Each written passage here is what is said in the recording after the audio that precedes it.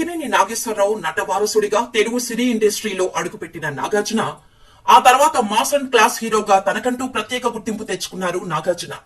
తన అందంతో అమ్మాయిల మనసుల్ని కొల్లగొట్టి నవమన్మథుడిగా సినీ ప్రపంచంలో చెరగని ముద్ర వేశారు. చైను పట్టుకుంటే మాస్ హీరోలా శివమెత్తగలడు. అదే చేత్తో పువ్వు పట్టుకుంటే క్లాస్ హీరోగా ప్రేమను కురిపించగలడు. అన్నమయ్యగా భక్తి గీతాలు ఆలపించినా, షిరిడీ సాయిగా మయమర్పించినా అది నాగార్జునకు మాత్రమే సాధ్యం. భక్తికైనా, రక్తికైనా, క్లాస్ కైనా, మాస్ కైనా అతనే బాస్. అన్ని రకాల పాత్రలను పోషించి 38 ఏళ్లుగా సినీ జైత్రయాత్రను నిరాటంకంగా కొనసాగిస్తున్నాడు కింగ్ నాగార్జున.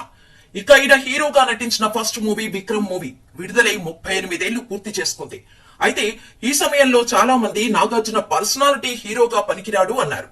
డైలాగ్ డెలివరీ బాగాలేదన్నారు. ఆ తర్వాత రోజుల్లో నాగ్ వారి మాటలకు తన నటనతో సమాధానం చెప్పారు. ఇతరేం హీరో అన్న వారి చేతనే హీరో అంటే ఇతనిలా ఉండాలి అనేలా స్టైల్ క్రియేట్ చేసుకున్నారు నాగార్జున.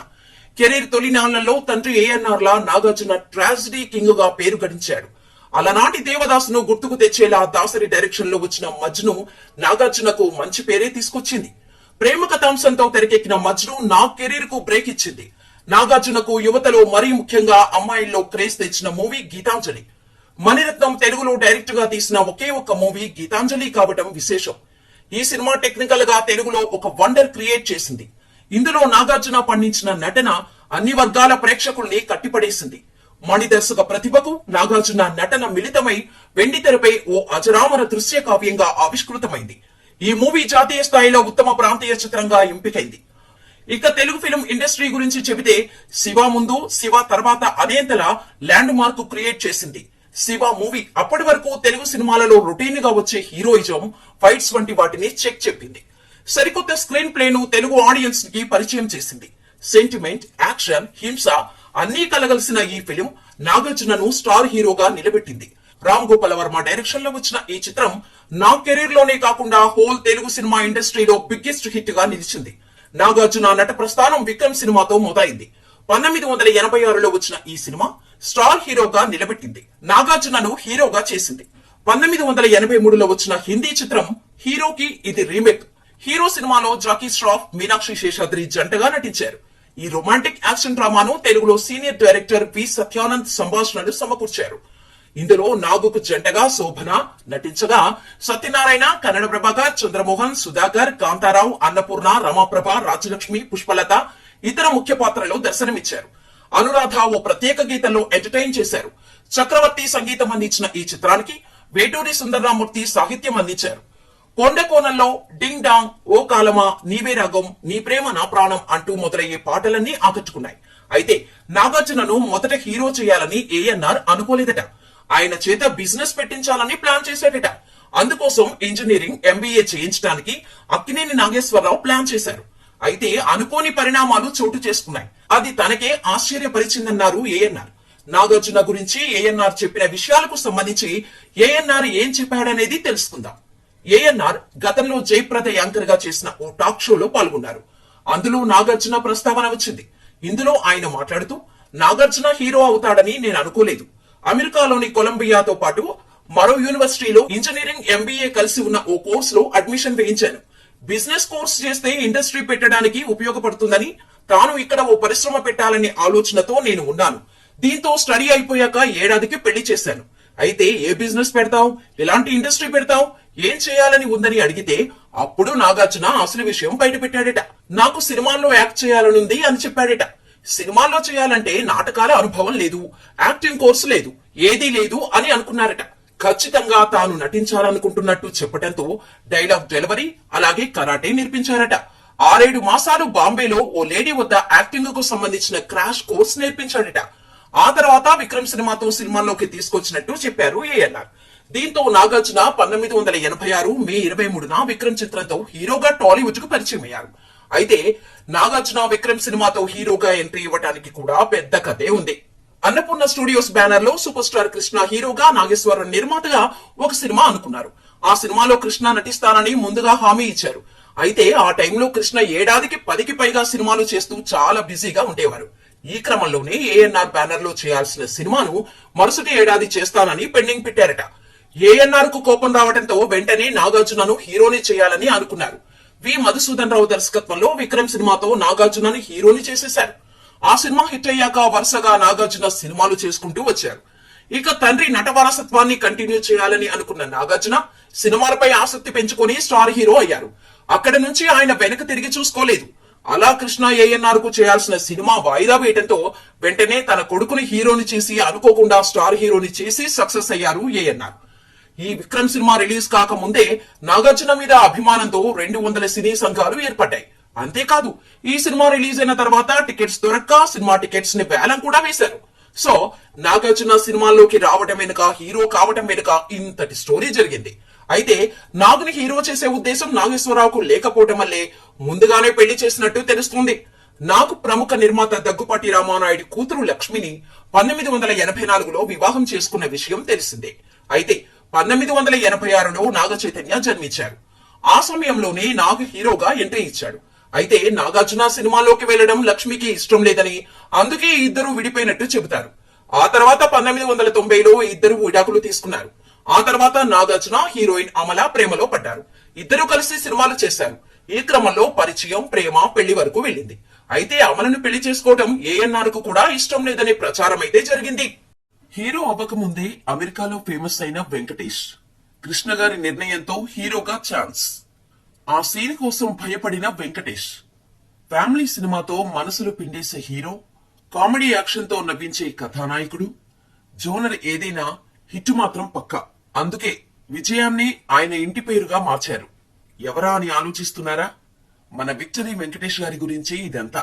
అవును మరి, చంటీగా అమాయకమైన యువకుడిగా, అందమైన సుందరకాండికి లెక్చరర్ గా, బలపం పట్టి భామవుల్లో ఈ నేర్చుకున్న బొబ్బిలి రాజాగా, సింగిల్ హ్యాండ్ తో బాక్స్ ఆఫీస్ ని షేక్ చేసిన గణేష్ గా, వెంకటేష్ స్క్రీన్ పే చేసిన మాయాజాలం ఎవరూ మర్చిపోలేరు. మరి విక్టరీ వెంకటేష్ గా ఫస్ట్ సినిమాతోనే ఇండస్ట్రీ మొత్తం తన వైపు తిరిగి చూసిన మూవీ కలియుగ పాండవులు.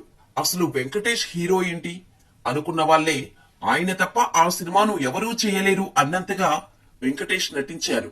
మరి ఆ సినిమా వెనుకున్నది ఎవరు? వెంకటేష్ హీరో అవ్వటానికి గల కారణం ఆ సూపర్ స్టారేనా? What's the story? సినీ ఇండస్ట్రీలో ఒకరు చేయాల్సిన సినిమా మరొకరు చేసి హిట్ కొట్టిన సందర్భాలు ఎన్నో ఉన్నాయి. అలా చేసిన ఆ నటులు ఒక్కసారిగా స్టార్స్ గాను ఎదుగుతారు. ఫర్ ఎగ్జాంపుల్, తొలి ప్రేమ సినిమా సుమంత్ చేయాల్సింది, కానీ ఎందుకో అతను చేయలేదు.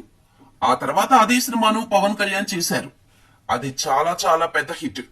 పవన్ కళ్యాణ్ కి మొదటి విజయం అందించడమే కాకుండా స్టార్ ని కూడా చేసింది. ఇప్పటికీ ఓ కల్ట్ క్లాసిక్ గా నిలిచిపోతుంది ఈ సినిమా. ఇలాంటివి ఒక తెలుగు సినీ పరిశ్రమలోనే కాదు, అన్ని పరిశ్రమల్లోనూ జరిగేది. సేమ్ ఇలాగే వెంకటేష్ గారి ఇంట్రడక్షన్ జరిగింది.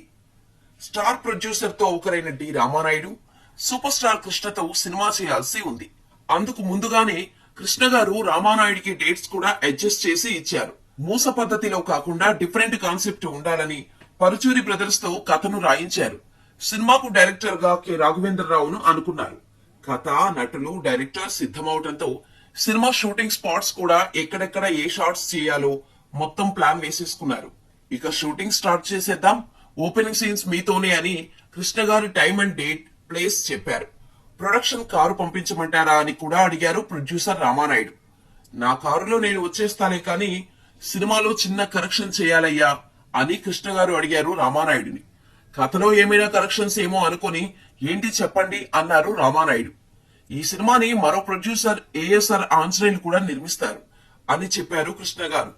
ఏఎస్ఆర్ ఆంజనేయులు పాండవ వనవాసం సినిమా ప్రొడ్యూసర్. తానే ప్రొడ్యూస్ చేద్దాం అనుకున్న సినిమా అని మరొకరితో నేను చేయలేను అంటూ రామానాయుడు గారు ముఖమాటం లేకుండా చెప్పేశారు. దీంతో కృష్ణ గారు సరే అయితే మరో సినిమా చేద్దామంటూ లేచి వెళ్లిపోయారు. కథ, డైరెక్టర్ రెడీగా ఉన్నారు, హీరో లేడు. ఇప్పుడు ఏం చేద్దాం అని ఆలోచిస్తున్న రామానాయుడు దగ్గరికి పరుచూరి బ్రదర్స్ వచ్చారు.